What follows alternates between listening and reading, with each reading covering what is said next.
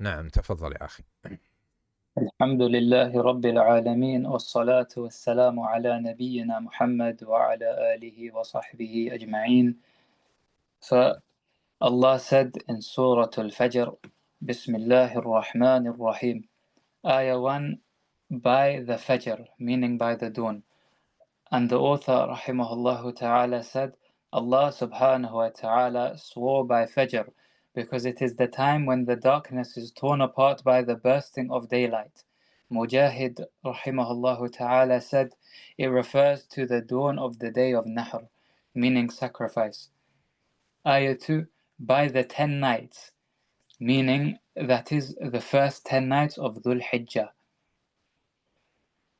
Ayah 3, and by the even and the odd. بسم الله الحمد لله والصلاة والسلام على رسول الله وعلى آله وصحبه ومن والاه أما بعد. اللهم إنا نسألك علما نافعا ورزقا طيبا وعملا متقبلا. آمين. Allah subhanahu wa ta'ala swore, and we said when Allah subhanahu wa ta'ala swears, it means that something he's swearing by is something of great importance.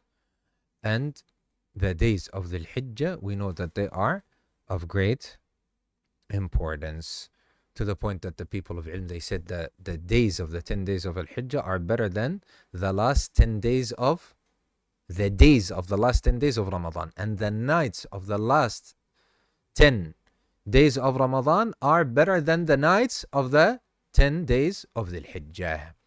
And I believe this is what Shaykh al-Islam Ibn Taymiyyah rahimahullah ta'ala said. Correct me if I'm wrong. نعم. أحسن الله إليكم وبارك فيك. Ayah 3, and by the even and the odd. The shafi' meaning even is the paired, and the watar نعم. The meaning what? Watar. نعم. The shaf' أحسن الله the إليكم. shaf' and the witr. The shaf' and the witr. بارك الله فيكم. نعم. أحسن الله إليكم. The shafi' meaning the even is the paired, and the witr, odd, is the single of all things. It was said that of course, in the ayah al-watr, but this is my dialect, the Kuwaiti dialect, we say witr. And I believe also in the Gulf region, they all say witr. But in the ayah, والشفعي والوتري, different. نعم. أحسن الله إليكم وبارك فيك. The author said, it was said the shafi' meaning the even refers to the first and second days of Tashriq, during which hastening is permitted, and the watr or the witr meaning the odd is the third day. Ayah 4, and by the night when it departs, that is, when it comes, continues, and then withdraws. Ayah 5, there is indeed in them sufficient proofs for men of understanding,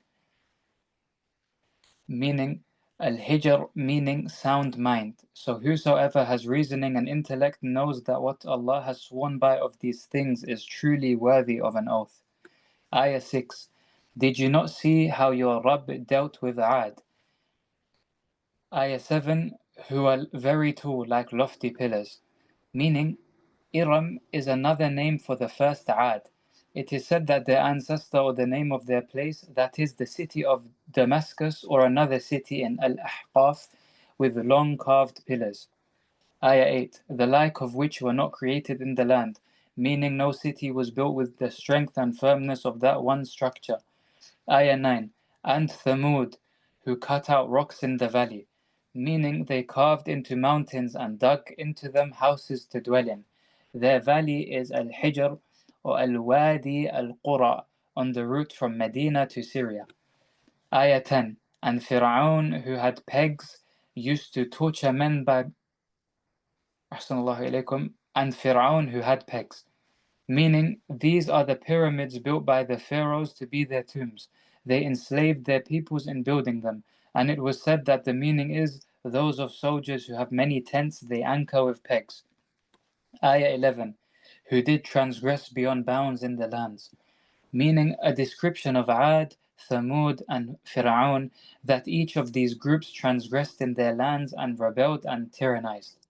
Ayah 12, and made therein much mischief, meaning through disbelief, disobedience to Allah, and injustice in His ibad, meaning His worshippers. Ayah 13, So your Rabb poured on them different kinds of severe torment, meaning He poured upon them and cast upon these groups a punishment. Ayah 14, indeed your Rabb is نعم. ever for. He says كما يقال صببت السوط على المجرم أي جلدته به جلدا شديدا.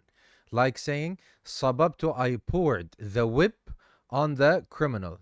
What do you mean you poured the whip? Meaning that you have truly and fiercely whipped him with the whip. نعم. This is in my version, in my book. نعم. الله إليكم وبارك فيك. Ayah 14, indeed your Rabb is ever watchful, meaning He observes the deeds of every human so He may recompense them, good with good and evil with evil. Al-Hasan radiallahu anh said, the worshipper's path is entirely under, no one is missed by him, subhanahu wa ta'ala. Ayah 15. Who is Al-Hasan? يا شيخ عيسى. أحسن الله إليكم. الحسن البصري. أحسنت بارك الله فيك. الحسن البصري. نعم. And he's from the تابعين. الحسن البصري. Let me double check. بسم الله. الحاصل. نعم. This is سير أعلام النبلاء. And this is an important book, by the way, سير أعلام النبلاء. سبي ميسان. نعم. تزوج في خلافة عمر فولد له به الحسن لسنتين بقيتا من خلافة عمر. نعم. نعم. Continue. بارك الله فيك. نعم. أحسن الله إليكم وبارك فيك. Ayah 15. As for man, when his Rabb tries him by giving him honor and gifts, then he says, my Rabb has honored me, meaning He honored him with wealth and expanded his provision. And when he says, my Rabb نعم. has honored me, Here you go. He was born at 2 years that were left for the Khilafah of Umar. يعني Umar ibn Khattab didn't die yet. So he is from the Tabi'in, from كبار التابعين, from كبار التابعين. نعم. أحسن الله إليكم وبارك فيك. The author said, rahimahullah, regarding the saying of Allah subhanahu wa ta'ala, he says, my Rabb has honored me, meaning he thought that this was a sign of honor, rejoicing in what he obtained.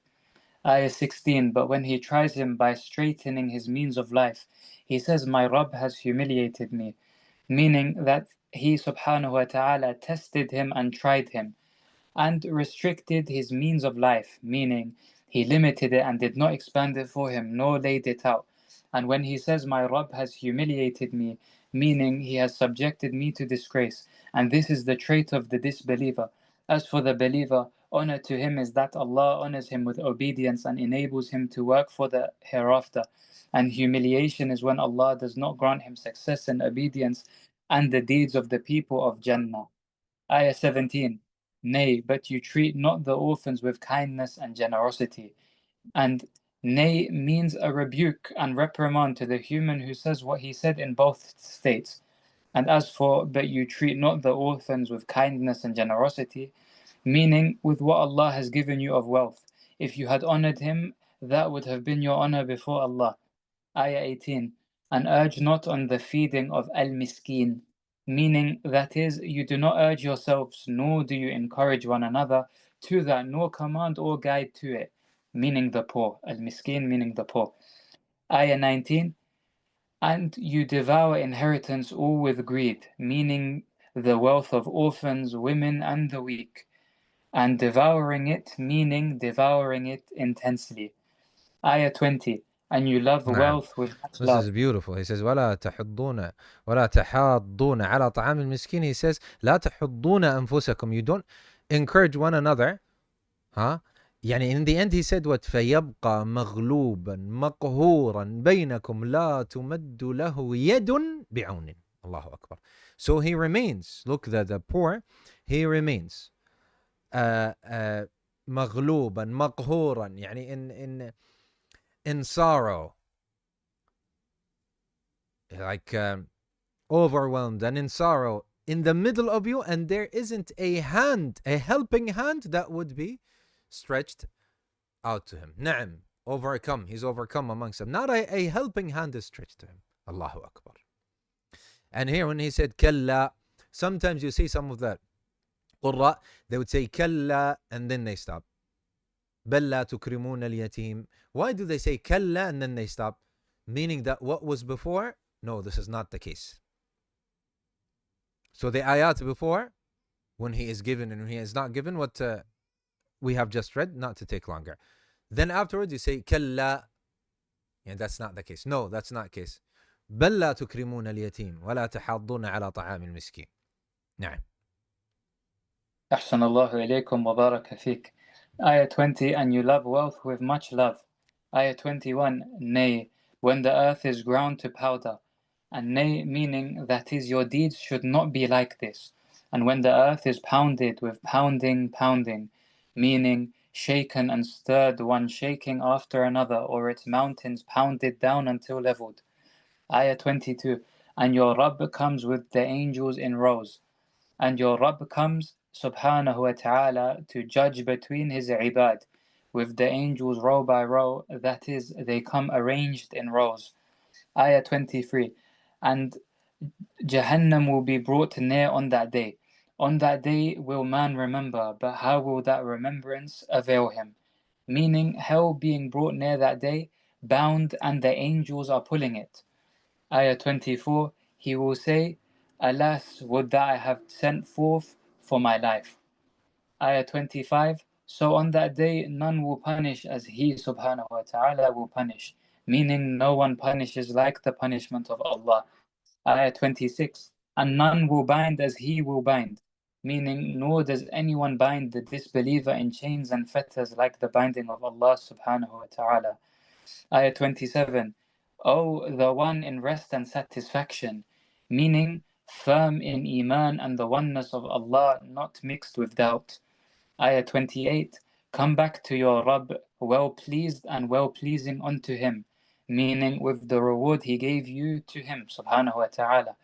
Ayah 29, enter you then among my honored ibad, meaning that is amongst my righteous ibad, worshippers, and be of their number. Ayah 30, and enter you my paradise, meaning with them. That is the true honor and there is no honor besides it. نعم. سبحانك اللهم وبحمدك أشهد أن لا إله إلا أنت نستغفرك ونتوب إليك.